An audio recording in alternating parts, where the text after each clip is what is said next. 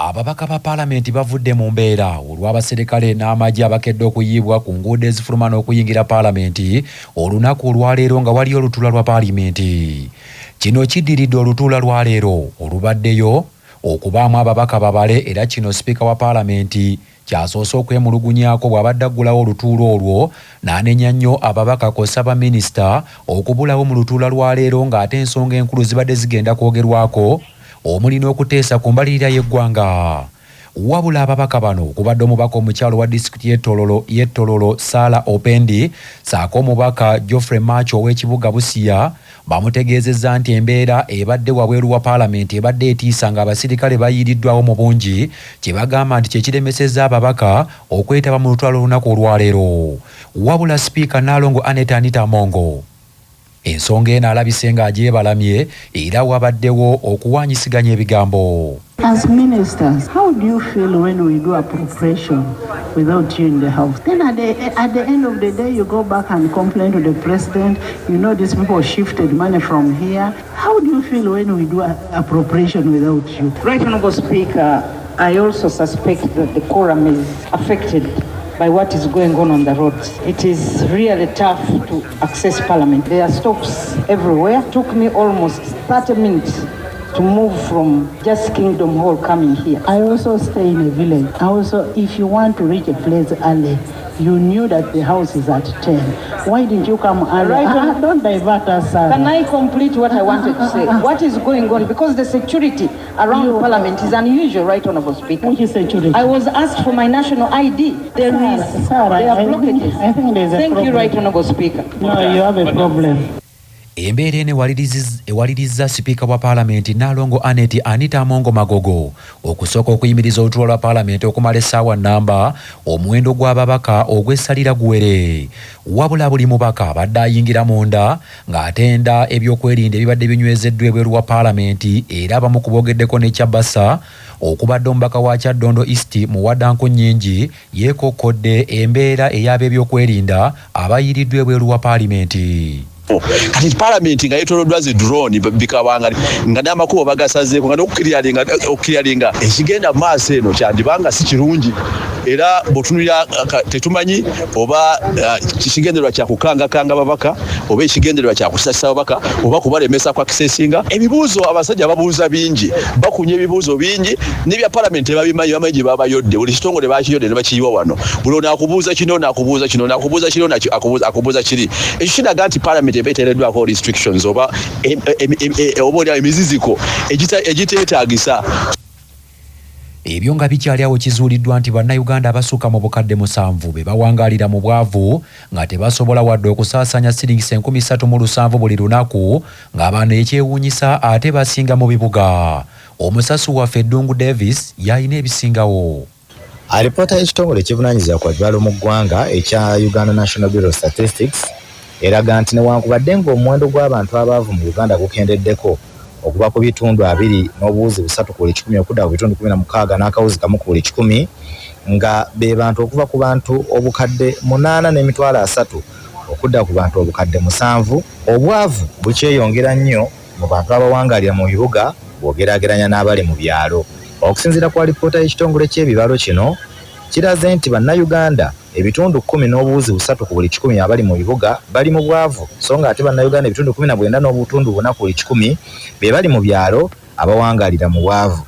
Kyokka bw'ogeraageranya alipoota eno n'eyasembayo okufuluma mu 2019-2020 eraze nti bannayuganda mu bibuga baali akakadde kamu 3,000 abali mu bwavu nga kati beeyongeddeko n'emitwalo 4 nga kati bali akakadde kamu n'emitwalo 7 abawangaalira mu bwavu, so nga ate abali mu bibuga bavudde ku bukadde 7 bali ku bukadde 5.3 mu ggwanga. Kino kitegeeza nti bannayuganda obukadde 7 mu 1,409 bawangaalira mu bwavu obutagambika nga bantu basobola kusaasaanya $1 1,307 olunaku, ekitegeeza nti n'ebyokwebeezaawo bikalubo ddala.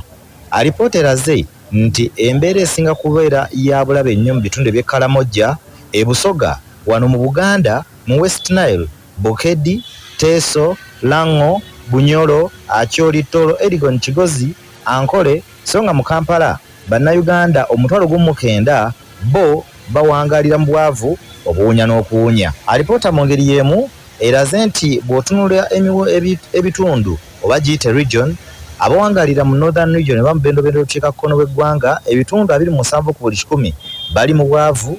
Abali mu butundu eby'obuvanjuba bwa Uganda ebitundu 23 ku buli 100 bawangalira mu bwavu, so nga mu bendobendo ly'obugwanjuba bwa Uganda ebitundu 10 ku buli 100 bali mu bwavu, ate nga wano mu Buganda ebitundu 9.5 ku buli 100 be bali mu bwavu. Ebbendobendo lya Buganda South oba Greater Masaka mu Buganda ewasinga obwavu, so nga ate Elgon ne Karamoja ne Lango yo embereraga enfuna yaabwe yongedde okukendeera ng'ate yeyongeddeko mu bitundu eby'etteeso. Stephen Barwalira omukugu mu by'okubala mu kunoonyereza ku bibalo mu UBOS bw'abadde asoma alipoota eno ku Voter Africana mu Kampala agambye nti gavumenti erina okukozesa omukisa guno okuba ttooki mu bibalo ebyo. Poverty head count by region. Here the regions we are looking at are what we normally call statistical regions. These are our creation as the Bureau of Statistics. The districts in the central, eastern, northern, western, without even removing the city, knowing where the places are located. And all of us can see that the poverty rate is lowest. Kura CBS FM, Dungu Davis, Voter Africana, mu Kampala. Manya obuvuna obuddo obw'eddembe lyo tonyigirizibwa ddembe lyo ery'obwebange. Ddembe lyakukyusibwako Baluswata Property Consultants batunda ettaka ku nguudo zonna eziyingira n'okufuluma ekibuga. Va mu by'ettaka lyakulukuta ennyumba ya kyama basange ku ofiisi yaabwe ekyengera opposite Orange City essimu 0704 80 1905. Ssemateeka w'akakiiko k'eddembe ly'obuntu okukola emirimu gyako nga keetengeredde nga munnamateeka Simon Kigundu bw'annyonnyola. Akakiiko akatakabanira eddembe ly'obuntu mu Uganda kalina obuyinza n'eddembe okukola emirimu gyako nga keetengeredde awatali kwebuuza ku muntu yenna oba kwebuuza ku kitongole ekirala kyonna eky'obuntu oba ekya gavumenti okusinziira ku nnyingo ya 54 mu ssemateeka wa Uganda oba giyite Article 54 mu Constitution ya Uganda. Abakulembeze b'ekibiina kya Democratic Party batabukidde abamu ku bamemba abaddukidde eri akakiiko k'ebyokulonda nga baagala akakiiko kayimirize okulonda kw'ekibiina kwe balumiriza nti kuli mu vulugu. Banna DP abaddukidde mu kakiiko k'ebyokulonda bagamba nti abamu ku beesimbyewo ku bifo eby'enjawulo abali ku ludda olw'omukulembeze waabwe Norbert Mao tebaasasula nsimbi ez'okuvuganya ku bifo byonna ate olwo abatakkaanya bo ne balagirwa okusasula ensimbi. Bano era balumiriza nti obukulembeze bwa Norbert Mao bwakwesa enkalala z'abagenda okulonda ng'ennaku z'omwezi 3 omwezi guno okukyusa obukulembeze bw'ekibiina nga ziri mu bantu abo bokka abakkiririza mu Norbert Mao.